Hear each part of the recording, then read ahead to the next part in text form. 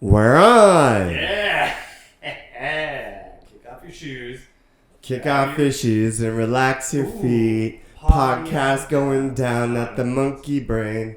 Let's kick it. Just kick it. Hey. Grab your kiki chai latte with us, please. Cheers, my man. Cheers to you. Let's get chattering, my little monkeys. Let's chatter monkeys. Kiki chai latte. Kiki chai latte. Not the best. We still haven't found a kiki chai latte in the neighborhood. Yes. We might have to make our own. We'll see. Well, we keep going to different local establishments because we want to help out local businesses. Yeah, you gotta support your community. Right? But service below satisfactory. Look, they just sucked. Like, they're great looking places. Yeah. But as far as the chai goes, lack of spicy flavor and no love. You can taste no love in the making of the chai. When you have a business, it's product, service, price. And really, you're only going to hit 2 of the 3. Right? So, in this case, we won't say any names, but the product, the service, definitely were not good. No, prices. And I thought the price was good, but then you start to think, dang, I wasted money. Yeah. In general on something. We came back and had to put more coffee into Oh yeah, when I came home, I made a little bit extra coffee to add to my drink. Yeah. So, I actually paid more for my drink. You did. Because I had to add my own ingredients. And your time cost. And my time cost, because my time is so important and expensive. I mean, you do charge for your time. I do. I should charge more. We should charge more for our time, basically. Yeah, we should. Yeah. So welcome back, you guys. If you listened to part 1, this is definitely going to be like a long podcast, but it's going to continue on to where we left off, and we'll probably delve into other things after that. Most likely. But we were talking about the topic of sex, and I had definitely got to speak on my soapbox of sex. And a little recap, I think we were talking about, I guess, our approaches and basically how we're kind of polar opposite. Yeah. A little salt, or not. Salt and vinegar and honey. Vinegar. So I think in my head, I mean, yeah. See, I don't even know how to articulate, because what I do take from last podcast is we used words like vanilla or very normal sex or love making. Which it's not type. accurate at all. But in the sense of like comparison of, I think we were trying to break down what is the motivators behind sex. Yeah. And then we also were talking about what defines sex in some ways, right? Yeah. There are things that are sex related, and then there's the actual behavior of sex, and we were trying to talk about what that was. And I think when we get into words and we try to define things, it's hard because that's ambiguous. I think everybody, it's based on their ethics and values on what they think things constitute as sex. I think a really common thing that we hear about what constitutes sex is something like French kissing or a blowjob, right? Yeah. So those lines also could be, it depends on an individual or the couple on what they decide is what it is. So yeah, because you hear a lot of we also talk about, I think, religion too, but now mashing the two together. Like Teenage Mutant Ninja Turtles and Barbies, we mash them together. You do that, right? No. Okay, well, that's just me. I didn't play with toys like that. Yeah, I didn't have a child. The religious hang-ups, or the religious sort of skewings of sex, where you can literally be convinced in certain religions that anal sex is not sex, and it's totally fine and whatnot. So it's really important. Or was it not? It was just because it wasn't spoken about. What? No. I literally have talked to people and they're like, yeah, they don't consider anal, oral, it's not sex. Because and it's it's not vaginal and penile vaginal penetration. because it's not it hasn't been addressed. No, they're addressing it. No. In scripture, it's not addressed. Anal? Like, it's not like in scripture, I don't it's know. like, thou shalt not, lay with each other, and thou that's shalt like not enter the exit. or something like that, right? It's Thou like, shalt use the front door. yeah. See, here's the thing though. Look, we're not scholars of religious texts. Just FYI. But, Sodom and Gomorrah. Exactly. Now, I know that there's going to be that one person that's been like, well, actually, sodomy does not mean only anal sex. It could pertain to any alternative to sex beyond the vaginal sex. They're going to say that. Some asshole is going to say that. And I'll say to that asshole, just don't. Just don't. Just fucking go. Don't be combative about things. But Sodom and Gomorrah, they were butt fucking all over the place and got destroyed. That tells me one or two things. I'll know after I'm done talking. One, it tells me that they were doing something that they're associating with anal sex that was super naughty to do. And if they're telling you, not to have sex before marriage and doing all this stuff, and this other act was also so bad that they destroyed cities, well, to me, that puts it on the same playing field religiously if you want to talk about it. So to say anal sex is not sex seems a little hypocritical to me. What says you? So there's two things to look at first at anal sex. First off, it's not promoting life. It's not procreation. Right? Second thing, and I think what Sodom and Gomorrah shows is that means that a man does not have to rely on a woman for sex. Mm-hmm. And so for religions,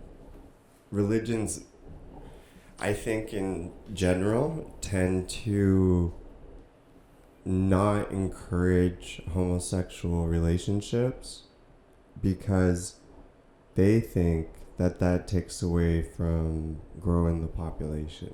Mm-hmm. Like, if you look at religion no matter what, not in the degree every religion is like this political movement, but it's in some sense organizing people and it needs to grow, right? And I think, if you look at something like the Old Testament in Judaism, it's hella strict. It's very much it's only this set of people that have to follow this set of rules, right? And then you look at as Christianity comes in, it's a little bit more lax, more inclusive, but there's still these rules. And then Islam comes in and it's a different type of inclusion, but there's still these more strict rules. Again, you know what I mean? And it's because that definitely Islam is a political movement. I think Old Testament can be kind of considered a political movement because you have to take the Hebrews and you have to save them, then you have to have them grow, right? So it's hella strict. Then Christianity is kind of more no, let's bring everybody together, and it needs to have more of a universal language. And then Islam is let's have that universal language, but we're also trying to establish a empire off of this. You know what I mean? Muhammad was creating an empire, so the rules get really strict. So when you go back to sex in religion, I think it is always strict in that sense because it needs its people to be making people. You hear what I'm saying? I what you're saying. Yeah. I think that's always the backbone of it. But they're also shaming. It's you can make people, but you have to make people in this very specific way. Right. So that's one side of it, I think.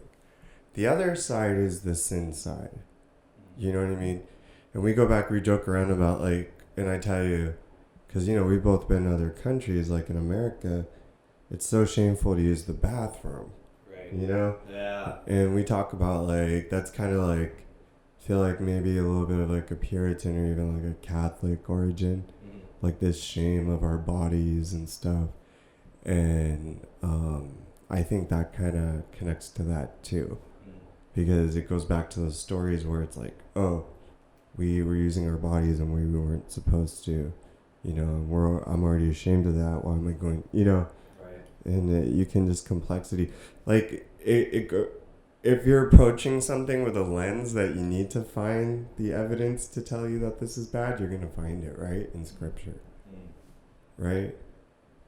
You could probably find anything you want in scripture. You could.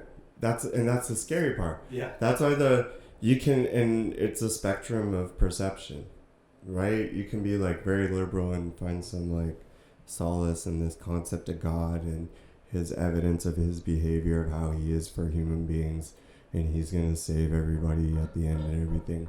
Or you could plumbing. Don't mind that. That's our fucking sink demon. Yeah, that's Don't our worry about the sink sink demon. demon. Oh, we're talking about God. That's why that's happening. Down under is like upset. Down under. Down under. The thunder. Or you could be like that extreme side where you're just so compulsive that everybody's got to be following your doctrine or your dogma or something, right? So, it's whatever lens you want to look at it. So then that's like what I mean by like sex, right? We are conditioned growing up, however our parents or the way we were raised portrayed sex to us. And I think for us, we have our parents and then we have school. And because it was like kind of the 90s and then early 2000s, like I would think in those early years, right, when you're starting to like realize you're actually a boy becoming a man, and you're having all these weird changes like puberty hits, pubic hair, wet dreams, you're getting hard all the time. Like that age is like so much anxiety. Yeah. I think I stopped wearing jeans for like a couple years just because it just was so uncomfortable. Yeah. Like things like that. It's a lifestyle change when you hit puberty for a second. I know women or young women go through their stuff too, but it is anxiety for young boys as well, right? And that as well, like I'm going through puberty. I just went back there. Oh shit! I'm going through puberty right now.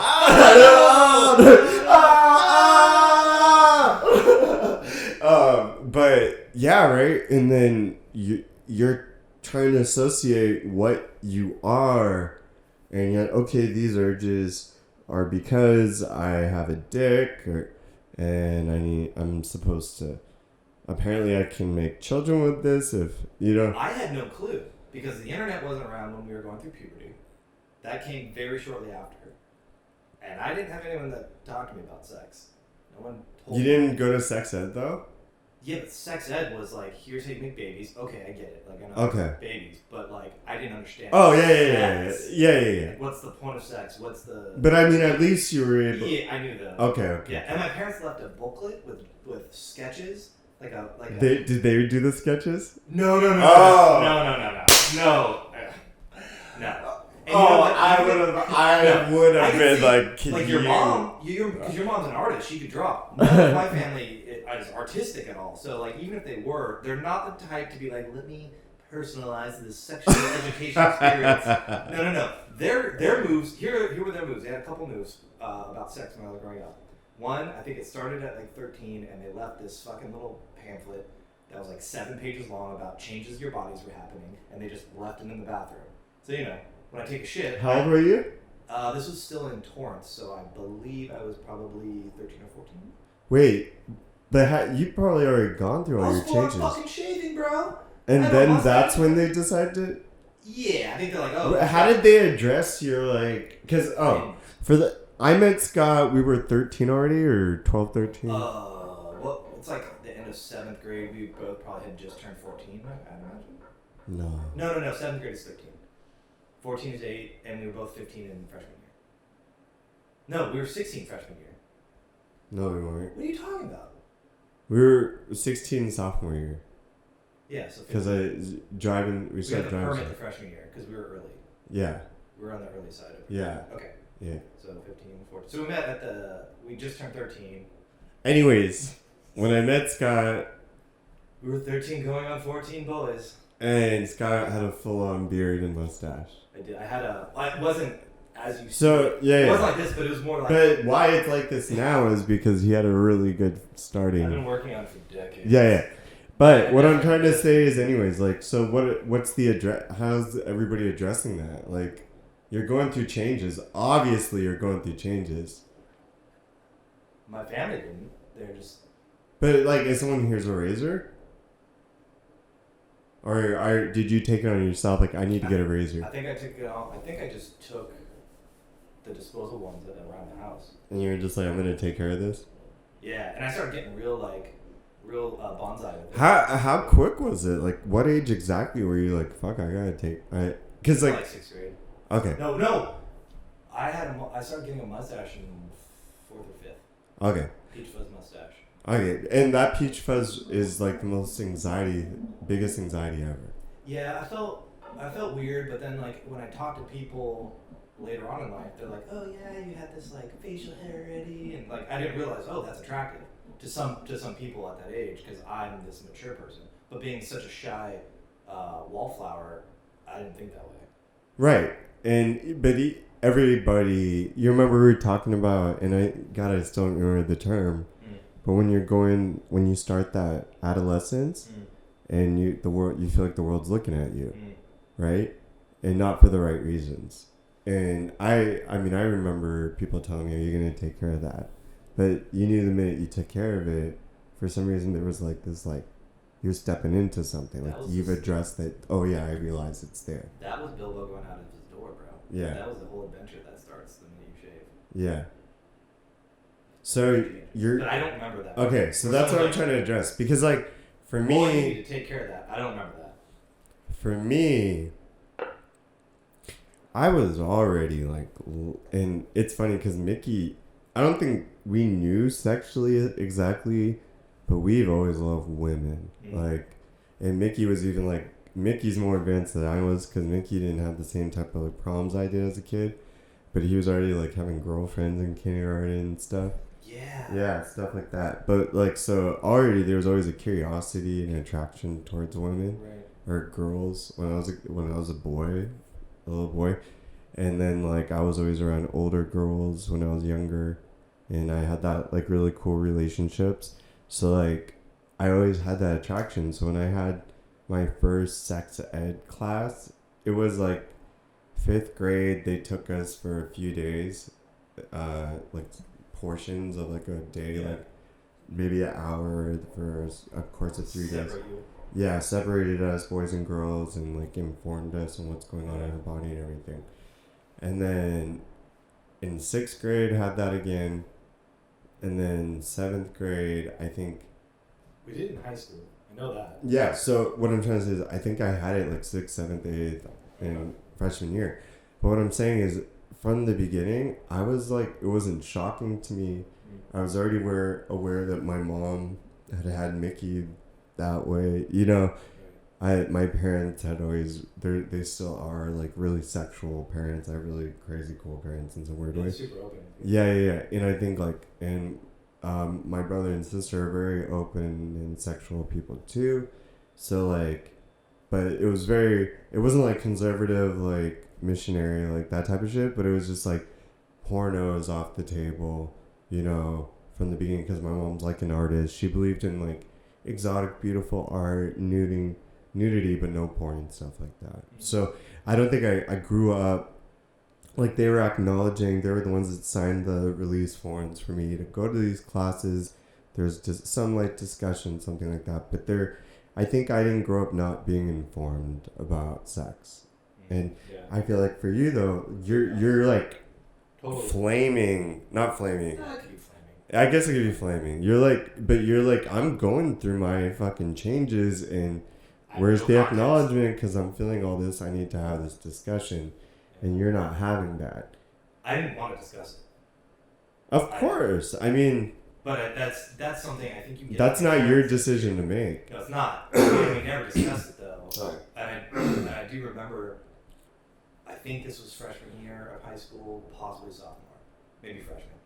I remember my dad took me on a drive and did something like... I think that's when he addressed it, like, yeah, you know, you're growing up now, And I was like, yeah, oh shit. I knew where the conversation was gonna go, right? You can kind of tell what the parents are about to try to talk to you about. And they always like to pull that thing where it's like, hey, let's go, let's go do something. And then the car ride is the place where you're trapped. And you have to fucking listen. You're like, oh no. Like, I just got myself into this serious conversation. But the drive was like 3 minutes. Talk about we went to that Shell station off of Winchester and whatever the cross street is to Margarita. Solana. Yeah, thank you, Solana. And walked in. I'm like, what are we doing? Are we getting snacks? What's happening? And we're wandering around looking, and then he's like, there we go. And he grabs his box of condoms. And then we walk to the checkout, and he buys them. Wait, how old were you? This is like freshman year of high school. Maybe 8th grade, maybe it's somewhere around. Okay. And we get out, we walk out the door, we start to kind of go around to our sides of the car, and he goes like this, he goes, here, tosses it to me, and I grab it, and goes, I'll never ask you about those. And that was my sex talk. That sounds like your dad. Yeah. With you. And 36, I'm still trying to figure it out.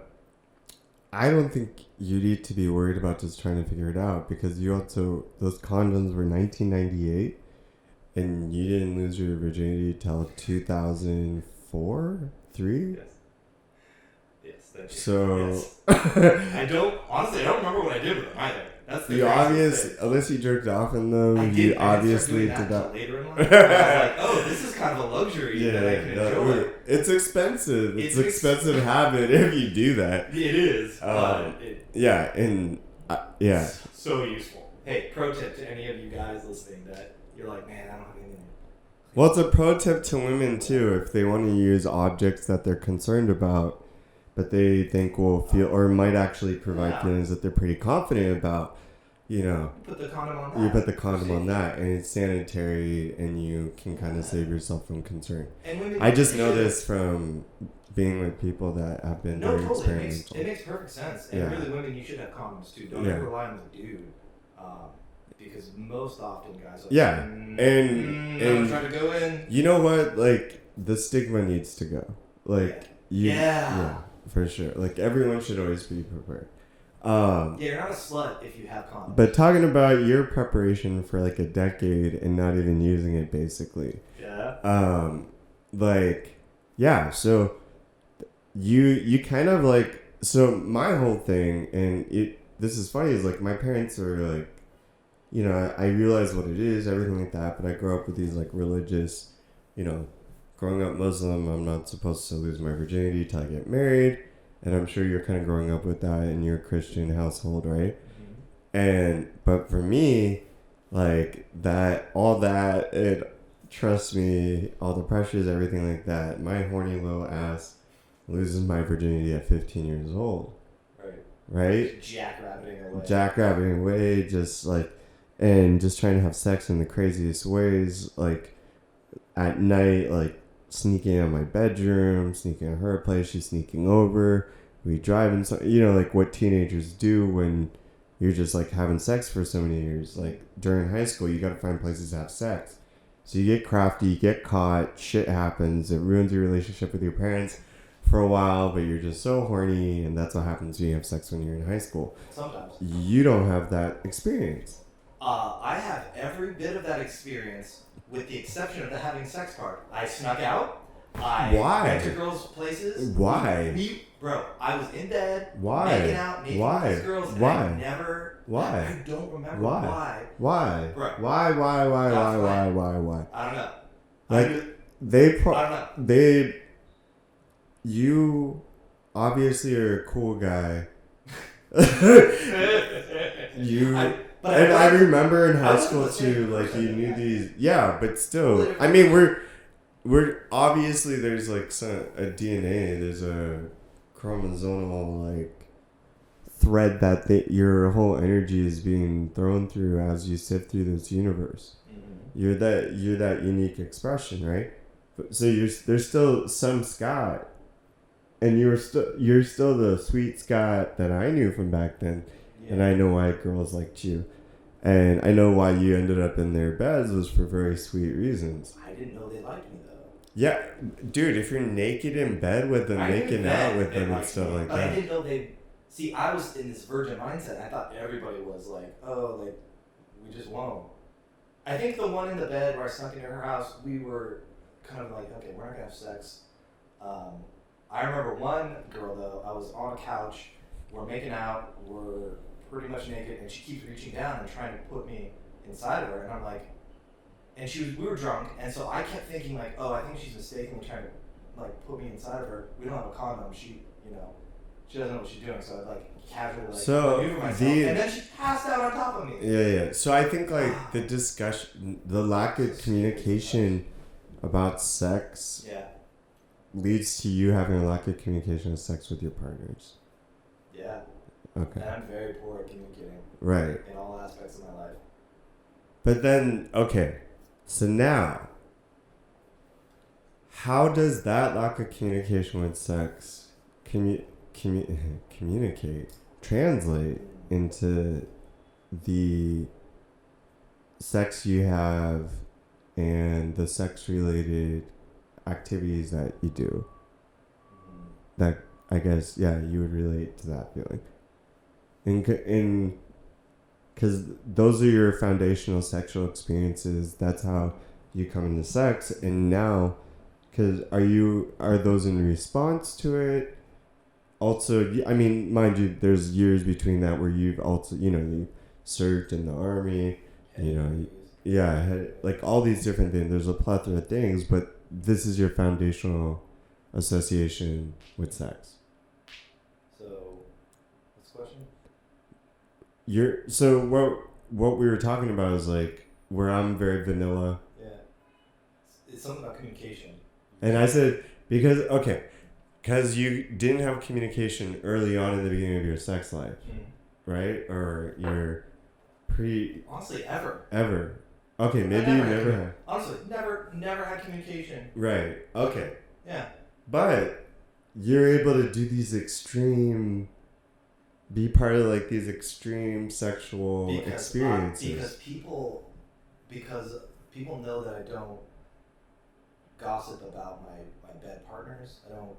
I never talk bad. So you're seeked out. So what I'm saying is they feel comfortable and they How about this? No, hold on. Yeah. They trust me to open up, and so it's more of a one-way communication.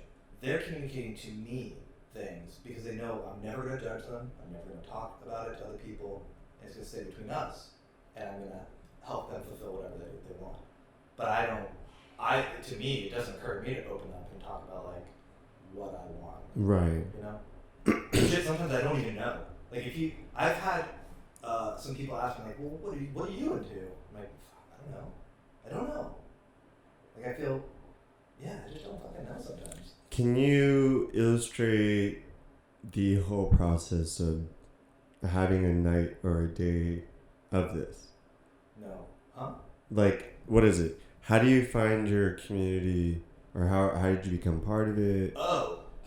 I got back from Iraq and I got on one of those sites.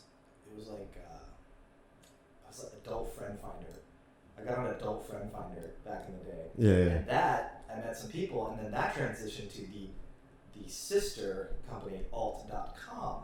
Okay. And alt.com is where I met this one person in a chat room, and she's like, yeah, we have these like house parties for kinky people. It's small, it's private. You should come check it out. I went by myself. This is your first kinky experience? First ever. I didn't know what to expect. Okay.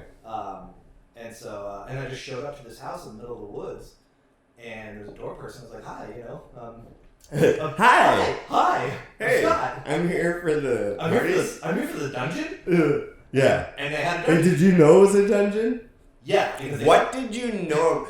What were you wearing? How were you approaching this establishment? I probably had some hip jeans on, maybe like a cool button up, something a little, nothing like you would normally see. I think the button up I got in like the island of Moorea in French Polynesia. It was unique. It was like I probably had a chain wallet, most likely some sort of cuff, a bunch of cuffs or something. It was a little like edgy rock look, not dissimilar to how I am now, but obviously shorter hair. Less facial hair because of the army thing, and I just showed up. I was like, hi. And I found out that. What is that like? That you like ding dong. Fucking nerve wracking.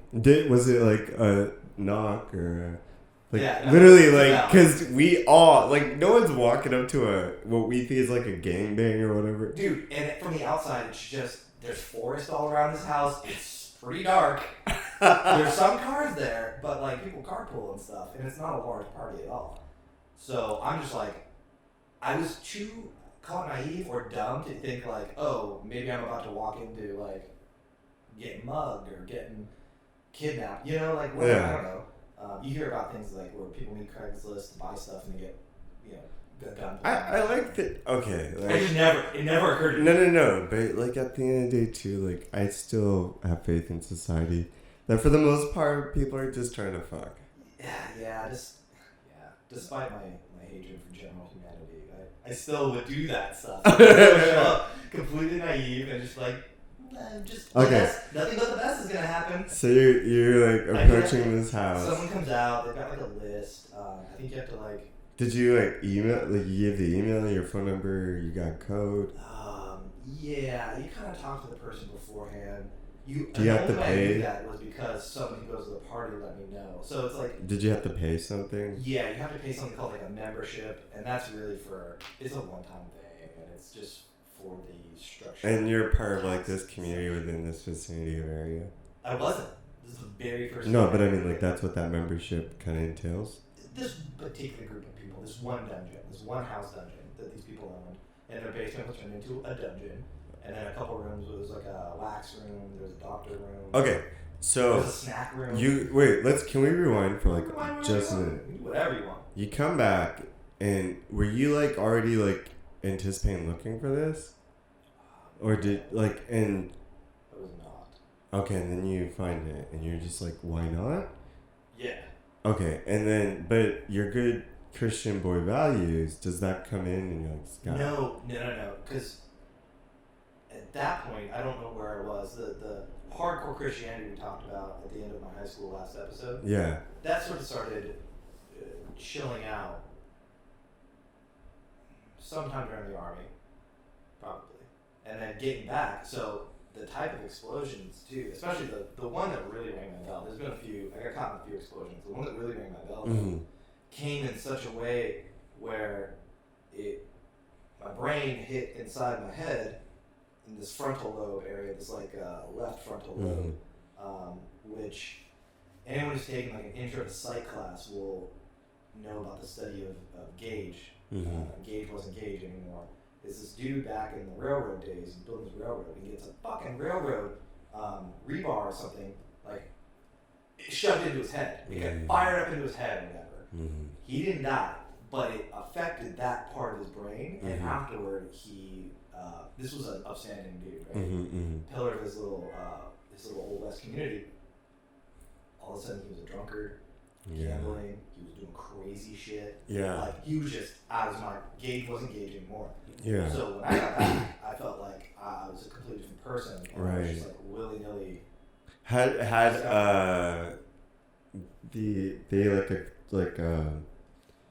your medical staff or whatever, had they addressed that? No, they didn't give a shit, dude. Yeah.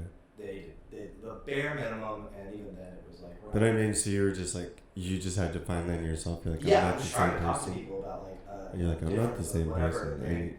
This is before, like, we live in a society right now where we know the term TBI is traumatic brain injury. We know CTE is. Right. We know NFL players get fucked up. Right. Concussions.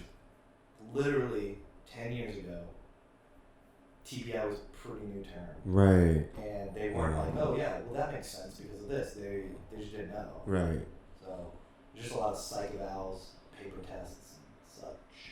Okay. Nobody digging in and giving a shit to find out though. So you're back from Iraq. You're kind of like this new version of you. Yeah, and I don't know what that means. Huh? And I don't know what that means. So I'm like, you don't know what it means, and any human being, like, I think, and I told, sex. Also, why I say like for me, like, I express pain, anger, all that stuff through sex is because, even when you're like hungover, like sex feels good because it relieves you from a moment of feeling the rest of the pain in your head, all these things like I that. don't get really horny when I'm hungover. A lot of people get very horny when they're hungover. I believe it. Yeah. I believe it. But it's also just like another. It's a part of your body, a part of your mind, your emotions that you can learn to control. What is? Sex. That realm, your sexuality, your gender, like any of those. I mean, sexual and gender are two different things, but you know, when you're a whole different, your life is just shifted. You kind of sometimes have to reassociate. What are those things to you?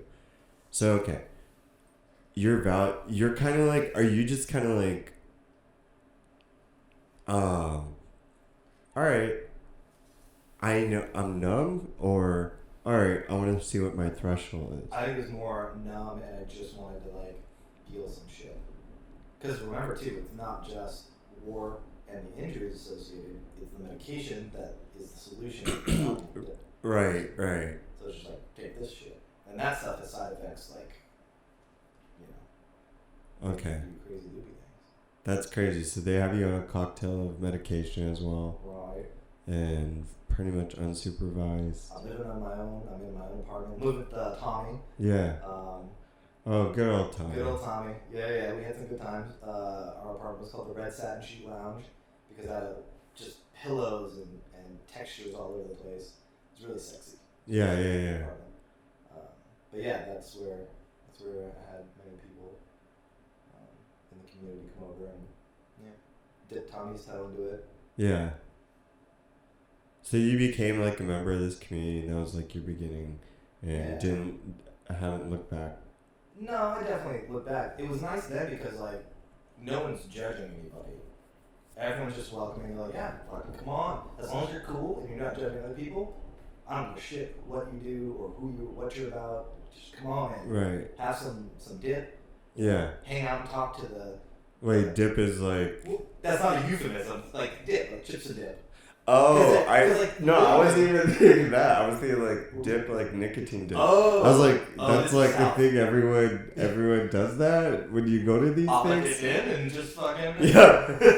Oh, you're out. It's like they put it in at the door. It's like there's a bowl of condom and then they just put a dip. Here's your sachet of tobacco. Yeah. Here's your pouch. Here's your spittoon. Yeah. No, it wasn't like that. Dip, because there'd be a normal area where it was no sex allowed, nothing. It's just chill. You talk to people, you have your refreshments. Yeah.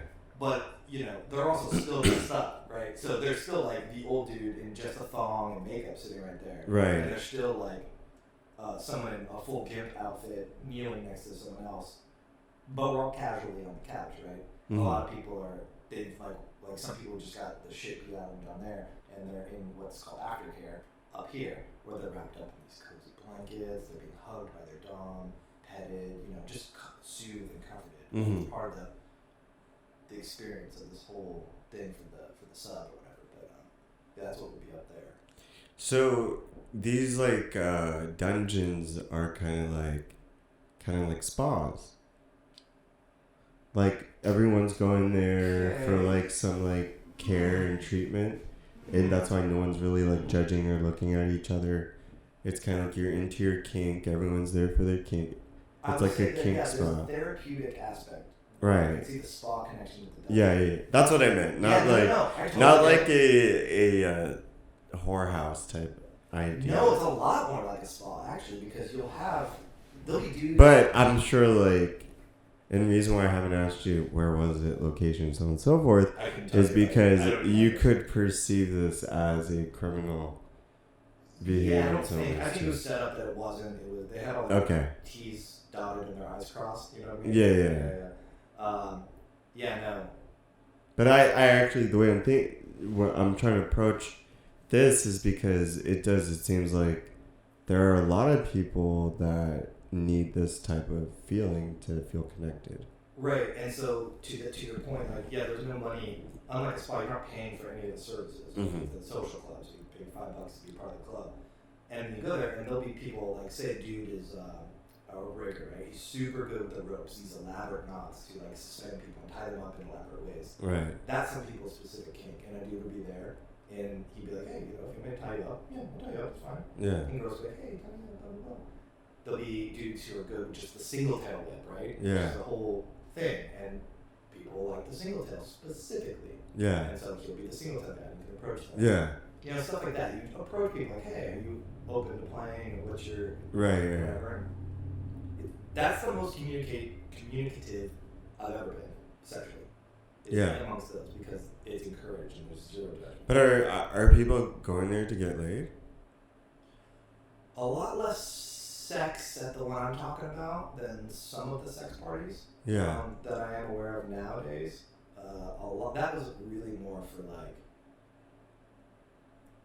the alternative things. Okay, so people are literally going there for some form of bondage, domination, sale, domination. or masochism. Okay. Yeah, absolutely. Okay. Wax, needles, whips. Yeah. Shit like that. Role plays. There'd be like interrogation scenes, shit like that sometimes. Right. Not a whole lot of sex, like a lot of sex in that particular. But is it a sense of where like people would leave later on with those their doms or? People weren't necessarily going to like meet others. You go. So I guess what I'm trying to ask is like the main point of this has very little to do with an orgasm. Like someone is people. I mean, orgasm in the sense of a like with penetration. Right. No, but orgasms in the sense of like someone being brought to an orgasm because of pain. Cognition, or the mental. It's the mental space. Yeah. The mental place that really goes. Right. I get that part. Yeah. Okay. Vibration, like yeah. That, you know. Yeah. But it has nothing to do with two people coming together to penetrate. One penetrate the other. That was never the focus. Okay. At this particular place. All right. Yeah. And that's it's a very strong, thriving community that has to stay underground because mainstream doesn't understand it, or mainstream's not there. But more so back then. Now it's like you got 50 Shades of Grey's out, which is popular, and people are like, ooh, kinky sex. Yeah. It's not as stigmatized now. Yeah. Being in the South, that was North Carolina. That was like, over 10 years ago. It was a different time. Okay. So you have these experiences, and how does that translate into your romantic relationships then? Romance was not a part of my life for a long time after Iraq. Yeah. So. Okay. And then so you're part of this for a while, and then what I'm saying is like, do you stop doing this and then you have romance again, or like, what? When did I stop? I think. So I left North Carolina. Obviously, I didn't go back to the parties after I left.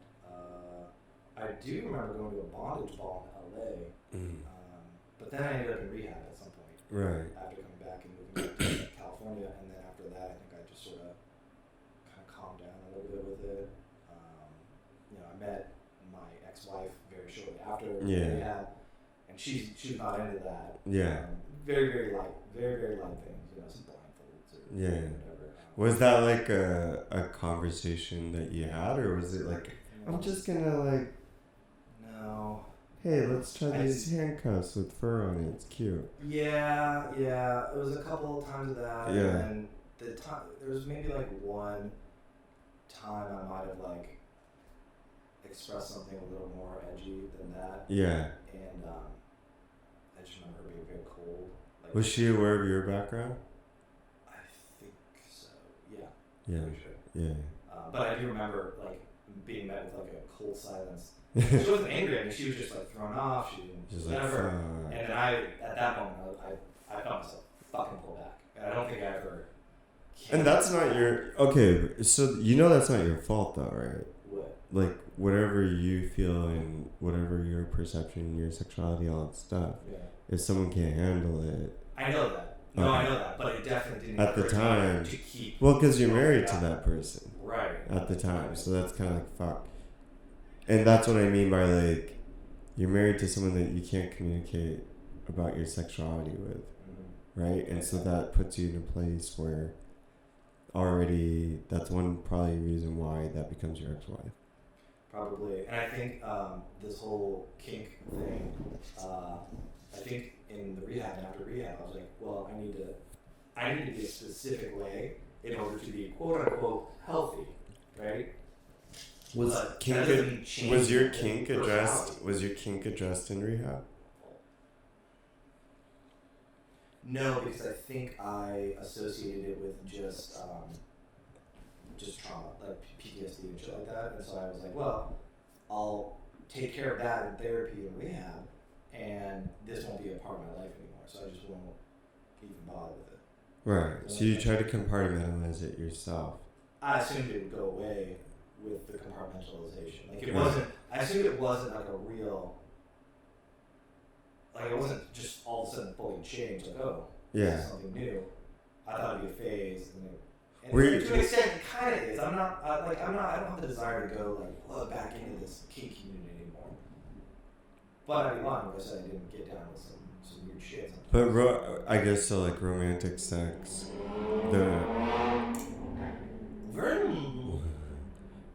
Today's word.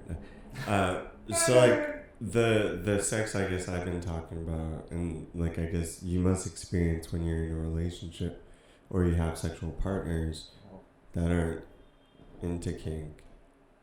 Are you having experiences that you enjoy? Yeah. Okay. Yeah.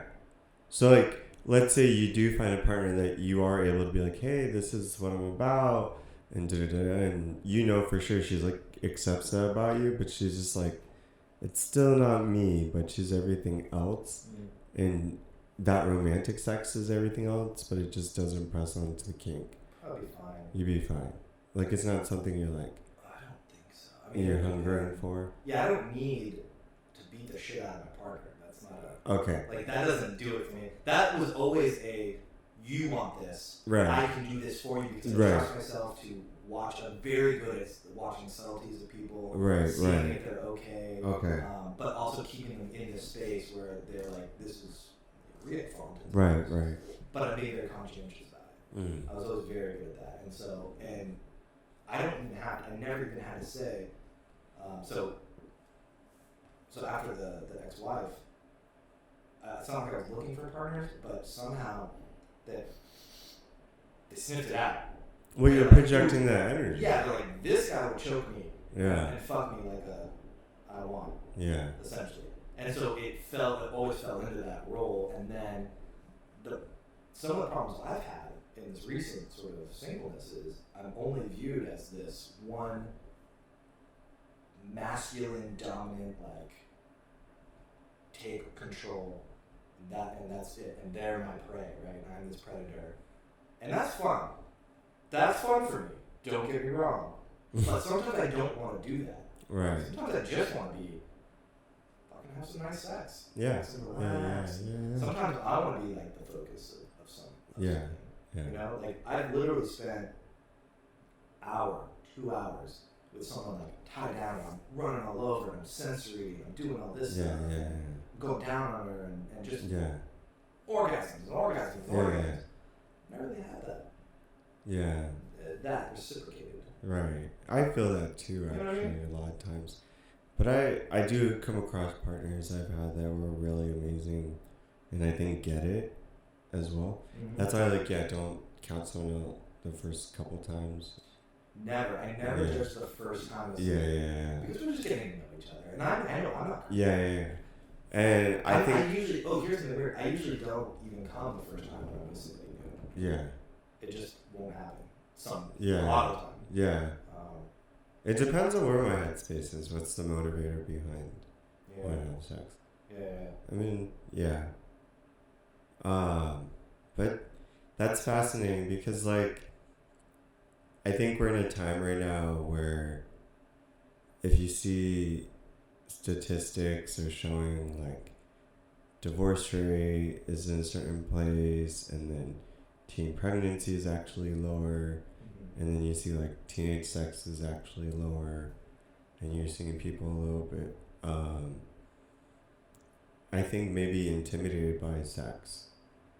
You know, and as much as there is more of a conversation of it, maybe the conversation still isn't healthy. Well, and I would say that I was probably intimidated by sex at that same age. And what that tells me is they have all the resources. The fucking internet exists for them now. They have all the resources in the world to learn and educate them about sex, and it's still intimidating.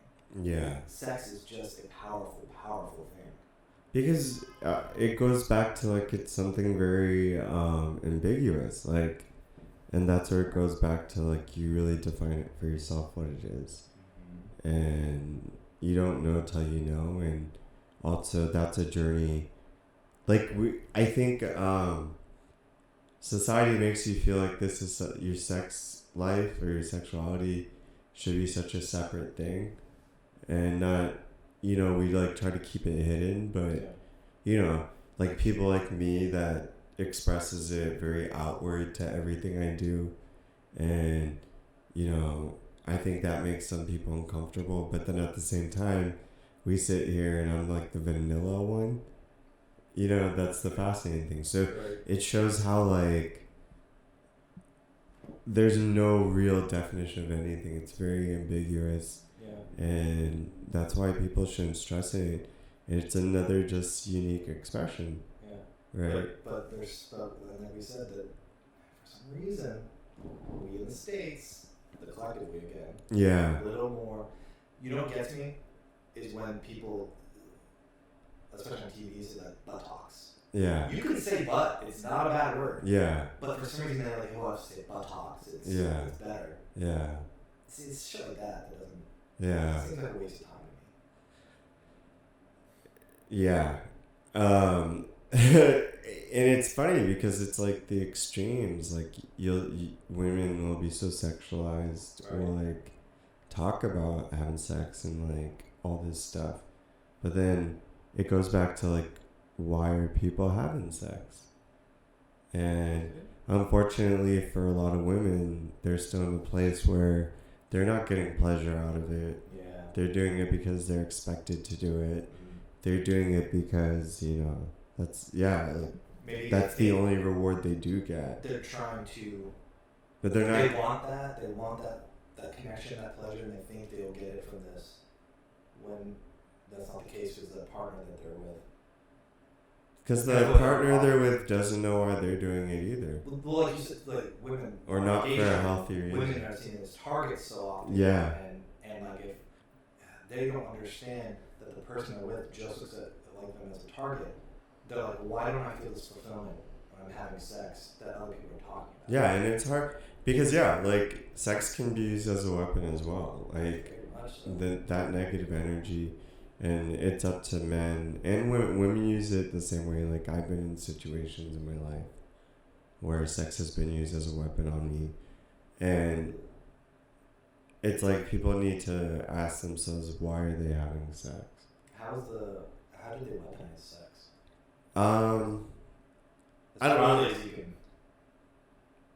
Let's just say like, kind of, it's kind of like like withholding. No. Like you better have sex with me, or I'm gonna do this to myself, kind of thing. Yeah, and that's over a course of like different women have done that. Yeah. In crazy situations. I know you're not the only one that's been on that. I've never been in that situation. Yeah. I know a lot of people in your situation. Yeah, and then I've been in situations like, I'm gonna spill my kinky child a little bit, but I've been in a situation where women have gotten physical with me during sex, or like force me and trying to be physical and trying to force me because of their anger or whatever was going on. Yeah. So essentially rape, or it is rape. Yeah. But you just protect those people. Yeah. But so that's what I mean though. Like going back to why do you have sex? So I think for me, I always, trust me, I get horny as fuck. That's why I am so sexual. We know this now. I think know. That's why I am so expressing my sexuality all the time. Like I enjoy that. I appreciate about that part in myself. I think that's important, and I think that's part of like spirituality as well, is to really have a strong, thriving sex drive, and just look at the beauty and sexuality and sensuality of everything. But I think like I do love it in the sense of like some form of monogamy, and I love it in the sense of this journey, like a spiritual journey, just like it is like meditation. It's another form of meditation. It's another, you're triggering dude, you can't express it. You know, like it almost takes my breath away to like what I'm talking about, because I tap into it as I'm discussing it, what I feel, and I can share that with someone.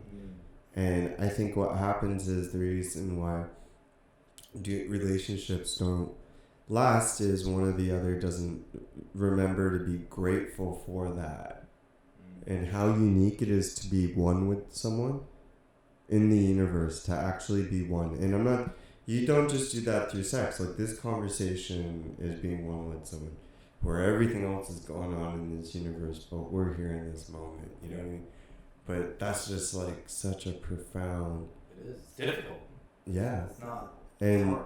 so it's like, I think for me, like that's why sex is so enticing. Like it's, to me, it's, there's no guilt involved in it. I feel like it's like such a, because you don't reach nirvana by yourself, but you're reaching this like love with someone, and it's almost to that point of nirvana. Like really, when your intentions are very pure and beautiful, like you're gonna get places, you know what I mean? And I just really believe that. And so that's why, like, I think I keep like a word that, and I don't mean this in any like better than other, but purity type of sense to it. You know what I mean? Like a sense of, it goes back to like a meditation, being able to focus on the core of what sex is. And two human bodies, you know, expressing something, you're really feeling each other out, like feeling each other's aliveness, the heartbeat, the smells, everything. You're reading each other. And if you're both in a place of giving and gratitude, then that the realm of that is really crazy. And that's part of your foundation for what two people share sometimes in a relationship. You know what I mean? I know what you're saying. I don't feel that. Yeah. I agree with you, 100%. Yeah. I just wish I felt it. Okay, and so that's what it, and I get that. Like, I get that a lot of people don't feel that, and maybe there's people that I've been with and they didn't get that. Maybe. And so that's why our relationships. You're infectious, though.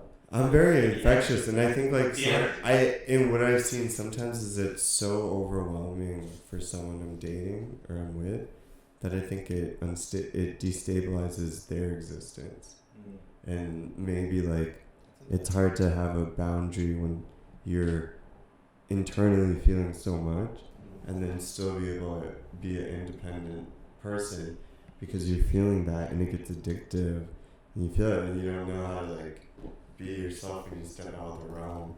And I think it messes up people or women sometimes.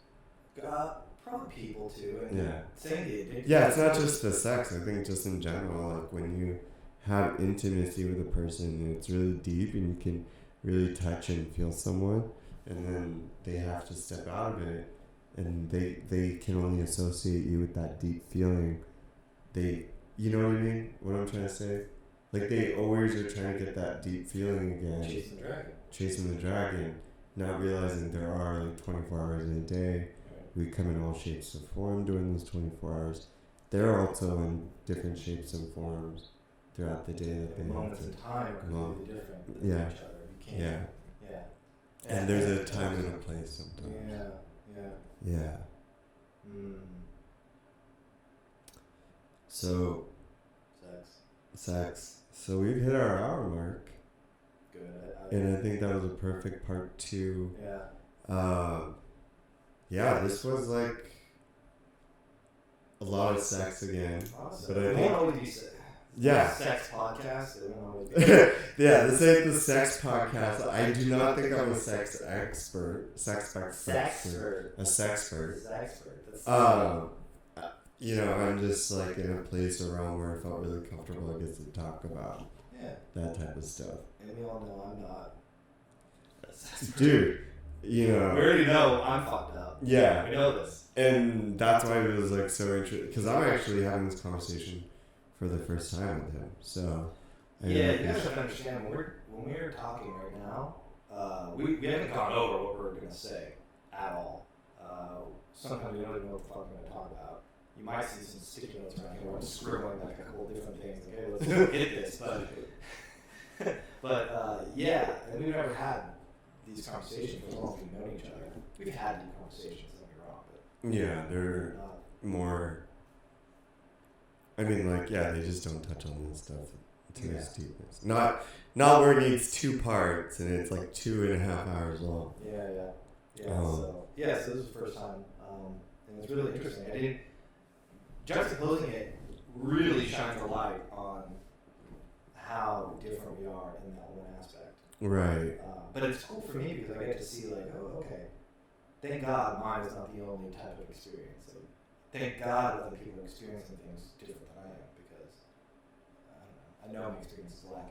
Yeah, because if there is anything to get from this podcast, it would be not like, well, in its entirety, yeah. And I say this like a lot is like, you are at your best when you're embarking on your own journey, as long as the intentions, do not hurt anybody else, and do not go into. So sorry, I keep burping whenever we drink these espresso chais. Kinky chais. But yeah, I think your endeavors, as long as it doesn't hurt anybody and you don't get caught up in self-righteousness or narcissism, but you're in a journey of love and you're evolving and fixing your karma, and we cannot downplay any aspect of ourselves. Our creativity, our love, our abundance, not just the abundance that we're supposed to get for ourselves, but that we provide to others. And affection in other forms can come in the form of sex. Also we have a need to have sex as well, and that's important. It does things for us. Physical benefits, as emotional, mental benefits. So it's like, I think it's okay to have that conversation outwardly. And if you feel that, you obviously felt community. Yeah, community was the bigger part. Yeah, and so that's already there. And the lack of judgment, which coming from the super religious end of my high school, makes sense. Right. Yeah. Getting shamed for holding someone's hand and stuff back then. Yeah. Which is like crazy because, in South Asian community, especially, we deal with that. Muslim community, we deal with that. And, it's just, and I think a lot of young people deal with the anxiety of their not being able to address their sexuality because of religion, right? Like dogma, or the not being educated in sex, or whatever your parents, maybe even your parents' sex relationship affects, your sex. Your parents' sex affects your sex. That's like real talk. Yeah. You know what I mean? So because you probably saw your parents not having sex, but like communicating and interacting. Yeah, everything. Yeah. Mine never. They never went on dates. Yeah. They never dated each other once we were born. Yeah. One of them was always watching us. And then they never fought in front of us. Yeah. They went somewhere else. Communication. Gone. Yeah. The romance and the courting your person. I didn't get the experience to watch what that looks like. Right. But I know your parents did. Yeah, and so I don't think there's anything wrong with like not having that, but you get with someone. I think that's where, like, let's say compromise comes out, right? You just have to know that someone, that's part of their love language. You might learn to appreciate. Learn that love language a little bit. Which is important. And if you don't know what that means, love language is usually how a person expresses their affection or their love for a partner, and how they feel most loved by their partner. So usually it's either touch, it's words of affirmation, it's gift giving, acts of service. Right. One more I'm missing. It's like 5 love languages. Touch, service. Sex. It's not sex. It's not sex. It's not? No, that falls under touch. Oh, touch. Physical touch. But that's the point, is like, if Because I know both of us. One of our love language is touch. Yeah. Oh, That's yeah. why our big, both of us are touchers. Biggest one, but that's not always sexual. Yeah. It could just be like, Yeah. You know, doing your hair. Yeah. Playing with my beard. Yeah. Being touched. Yeah. Is great. And this is also my love language. This is something might not know the term. Yeah. Go look it up. It's actually really important to know your love language so that you can communicate that to someone else and love them how they want to be. Look up everything. Learn about yourself. Yeah. Like, you know, go. That's what we're doing here, man. Yeah, go on your journey. Find out about yourself. It's never gonna end. And on that journey, no one should make you feel less of yourself, though. No one should hurt you, abuse you, any of those things. They might, but consensually. We're telling you right now. Yeah, like don't let bad people take advantage of you, but at the same time, know what your motivation is, know why you do what you do, and value yourself, and know that it's okay to question, but also know what you deserve and what your standards are and what you want. Right? That's important. That is a good takeaway from this. Yeah, I think if anything, that's a great takeaway. I think that's the biggest takeaway. I think the ancillary takeaway is that I'm a little fucked up sexually. I think the other ancillary takeaway, can there be two ancillary takeaways? Of course. Is that No, you can't say it. They're gonna do it. Huh? No. What? Huh? I was just being rude and obnoxious. What were you saying? Oh, now you heard the compliment to your... I didn't hear your compliment. I didn't hear your obnoxious. Oh, I was like, no, you only have one. Ancillary... You're an ass. Oh, I know. I was just being... No, I was saying I'm fucked up sexually and you're a sexual yogi. Oh. That's what we learned today. Actually, what is funny about what has set me on this journey was because I had my high school sweetheart. And first year after we got out, you remember I had that breakup and everything. And you gave me a couple books, Sexual Reflexology and Tantric Sex. I have both of those and I almost brought them to our apartment. Yeah. That started my whole journey. Because, you know, I had started having sex at 15. Right. And, you know, you're having that weird teenage sex. But you know... You weren't this lotusy person that you were... No, because it already... When you're in a relationship, you go 3 years with someone, it almost became mechanical. But I felt like I remember having a sexual experience where I just felt something with her and I was like, oh, wait, there's like so much more to this. But I knew it wasn't really her. It was like the way that I was perceiving it. Yeah, the potential of sex. And so when after that, everybody I've had since then, like, you know, and I just set that up. Like, I wanted to know sex and now I wanted to spiritually like keep that untainted as much as I could. Yeah. And especially last like few years, like I've really made it just like it is purely my physical experience. It's not my visual experience through digital media. It is really a real life woman is giving me that sexual knowledge. So, and I think that's been like the most crazy feeling for me in my life. Yeah. On that note, thank you guys for joining us again. We're on all kinds of platforms. Scott, what are they? I don't know. Oh, no, I do know. I don't know. No, all of them. All of them but iTunes. iTunes still, I don't have a problem with this. SoundCloud, Spotify. Google something? Google Play, right? Google Play. Did you say SoundCloud? SoundCloud. YouTube, yeah. Instagram for... Oh, yeah, we have Instagram. Like us on YouTube. Subscribe to us on all the social media platforms. The Monkey Brain Podcast. You know it already if you're here. If you've gotten this far. Like us, subscribe us, share us, let us know what you think. High five us, hug us on the street, say what's up. Ask permission first. Ask permission. Don't come up to me and hug me. I'll freak the fuck. Consensual hugs only, please. We out. On to you. I gotta pee.